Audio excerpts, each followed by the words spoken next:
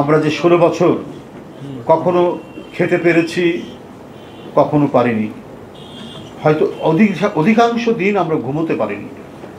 আমাদের বিনিদ্র রজনী কেটেছে, দিনের পর দিন, রাতের পর রাত আমাদের এইভাবে জীবনযাপন করতে হয়েছে। আজকে এই কারণে আমি বলি, অনেকে বলছেন যে কি বলে জুতার মালা পরানোর জন্য নাকি মায়া কান্না হয়, যে গুম টুমের জন্য। বলে ভাই, গুম তাদেরকে, তাদের উদ্দেশ্যে বলি, গুম, খুন, বিচার বহির্ভূত হত্যা, ক্রস ফায়ারের জন্য কতদিন যে আমরা রিমান্ডে থেকেছি, মাদক সেবীদের সাথে, ডাকাতদের সাথে। আবার রাজনীতিবিদরা ব্রিটিশ আমলেও একটা আলাদা মর্যাদা পেত, শেখ হাসিনার পুলিশ প্রশাসন সেই মর্যাদাটুকু আমাদেরকে দেয়নি। আমাদেরকে ন্যূনতম যে একটু আলাদাভাবে যে রাখা, আমাদের রাজনৈতিক কর্মী নেতা যারা অধিকাংশ এমপি ছিলেন, বিভিন্নভাবে গুরুত্বপূর্ণ বিভিন্ন দায়িত্ব পালন করেছেন, বা ছাত্র রাজনীতি থেকে সবাই উঠে আসা, ন্যূনতম তারা মর্যাদা রাখেনি।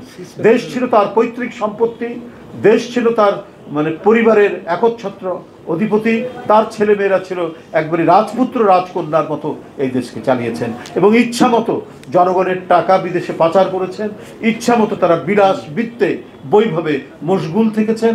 এবং তাদের যে ঘনিষ্ঠজনরা, তারা শুধু দেশের সম্পদ শুধু লুটি করেননি, বাইরে পাচার করে তারা যাতে তাদের উত্তর প্রজন্মরাও যাতে সুখে শান্তিতে নিবৃতে থাকতে পারে, সেই কাজ তারা করার চেষ্টা করেছেন। এই কারণে দুবাই দেখা যাবে অধিকাংশ সুরম্য অট্টালিকা দেখা যাবে আওয়ামী লীগের কোনো নেতার, অথবা কানাডায়, অথবা সিডনিতে, অথবা পৃথিবীর যে কোনো মনোরম রাজধানীতে অনেক সুন্দর সুন্দর বাড়িঘর হচ্ছে তাদের। কারণ জনগণের পকেট কেটে, জনগণকে মানে দলিত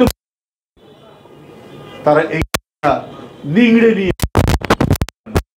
তারা পাচার করে দেশটাকে আজকে খোকলা করে দিয়েছে।